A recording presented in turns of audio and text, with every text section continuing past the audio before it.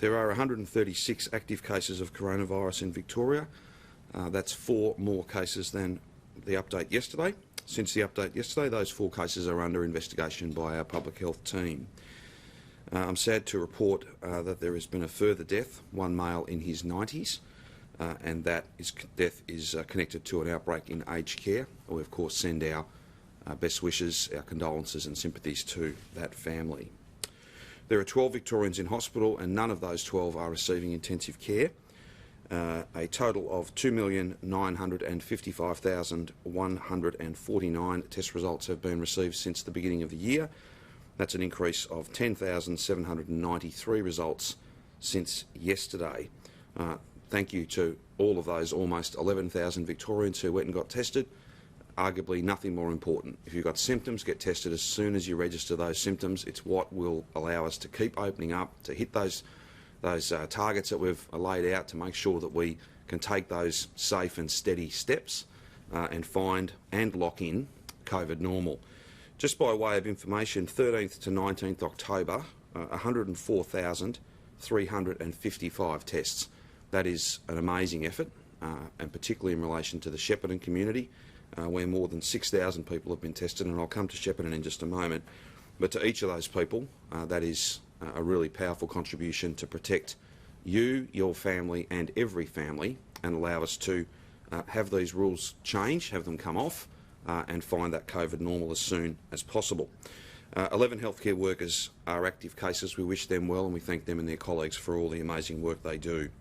Metro rolling average to 18 October is 7.2, regional Victoria 0.5. The mystery cases over the 14-day period to is 16 October, is 15. They are all in metropolitan Melbourne. All 4 of those cases today are in metropolitan Melbourne, none from regional Victoria, 3 in Hume, 1 in Moonee Valley. In terms of active cases more broadly, 7 of those active cases are in regional Victoria, so that's status quo from yesterday and for the last few days.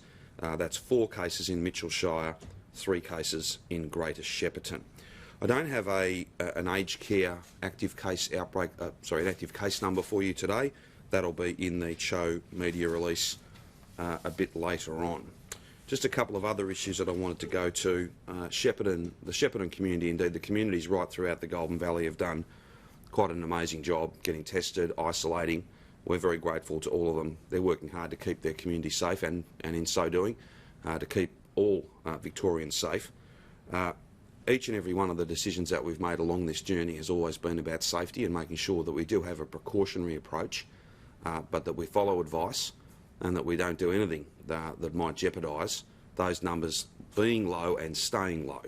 So whilst we announced some changes to the roadmap for regional Victoria yesterday, those that relate to indoor restaurants and cafes will not apply to the Greater Shepparton area at this time. That allows us to get the day 11 testing completed and to have a much more accurate picture of exactly how much virus is in the Shepparton community.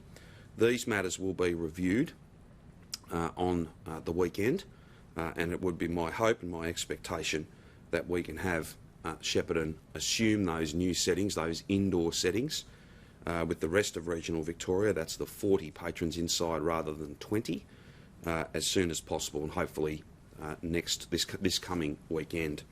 Though the changes as they relate to outdoors going to 70, they will be able to take that step, but it is not appropriate at this time until we get those day 11 tests for indoor hospitality venues in Shepparton and that broader community to jump from 20 to 40.